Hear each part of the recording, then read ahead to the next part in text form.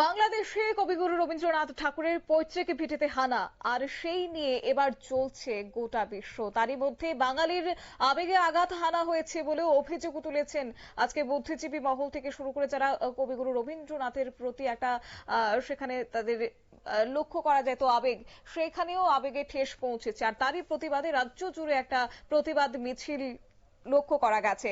অবশ্য আজ আস্থাবল ময়দানে অর্থাৎ স্বামী বিবেকানন্দ ময়দান থেকে বাংলাদেশের ভিসা অফিস পর্যন্ত এক প্রতিবাদ মিছিল অনুষ্ঠিত হয়। প্রতিবাদ মিছিলে উপস্থিত ছিলেন প্রদেশ বিজেপির সভাপতি সাংসদ রাজীব ভট্টাচার্য, একই সঙ্গে উপস্থিত ছিলেন বিজেপির প্রদেশ নেতৃত্ববৃন্দরা।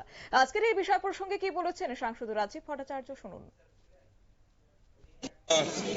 আমাদের বিশেষ করে এই বাংলাদেশ অন্তর্বর্তী সরকার, ইউনিসেফ সরকার প্রতিষ্ঠার পর থেকে আমরা দেখে আসি আমাদের যারা সংখ্যালঘু, আর বিশেষ করে হিন্দু সংখ্যালঘু যারা রয়েছেন, তাদের দেবদেবতা, মন্দির, মঠ মন্দির আক্রমণ সংগঠিত করছেন।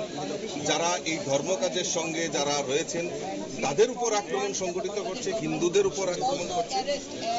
তৎসঙ্গে গত কয়েকদিন আগে আমাদের বিশ্বকবি রবীন্দ্রনাথ ঠাকুর, উনার যে পৈতৃক বাড়ি শাহজাহানপুর বাংলাদেশে, সেখানে উনার যে বাড়ি রয়েছে সেটাকেও আক্রমণ করেছে।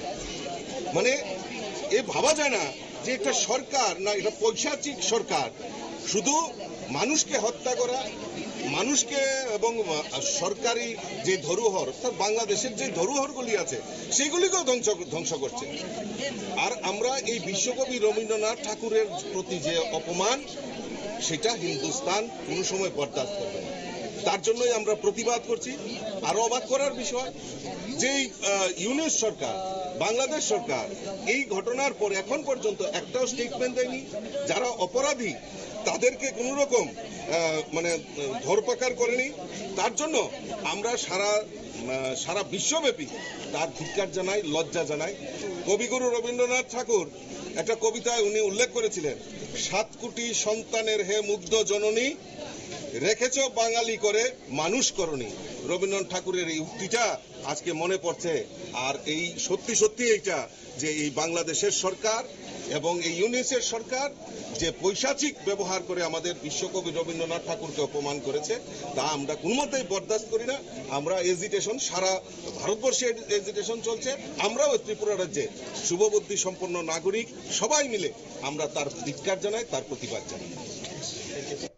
সাংসদ রাজীব ভট্টাচার্যের বক্তব্য আপনারা শুনলেন। আজ রাজধানী আগরতলা রাজপথে মিছিলে পায়ে পা মিলিয়েছে রাজীব ভট্টাচার্য সহ বিজেপির নেতৃত্ববৃন্দরা। পায়ে পা মিলিয়েছেন বিধায়ক সুশান্ত দেবের সহ বিধায়ক ভগবান চন্দ্র দাস। এবং লক্ষ্য একটাই যে বাংলাদেশের সাম্প্রতিক সময়ে ঘটে যাওয়া এই ঘটনাগুলি নিয়ে ইউনূস সরকারের বিরুদ্ধে তীব্র প্রতিবাদ জানানো। তবে হ্যাঁ, একটি বিষয় উল্লেখ না করলে নয় যে এই বাংলাদেশে ঘটে যাওয়ার ঘটনায় যেখানে তীব্র নিন্দা উঠতে শুরু করেছে, তারপরই ইউনূস প্রশাসনের পক্ষ থেকে পদক্ষেপ নেওয়া হয়েছে। ইতিমধ্যে এই ঘটনায় বিশ্বকবি রবীন্দ্রনাথ ঠাকুরের পৈতৃক ভিটেতে আক্রমণের ঘটনায় কিন্তু এবার বেশ কয়েকজনকে গ্রেফতার করা হয়েছে।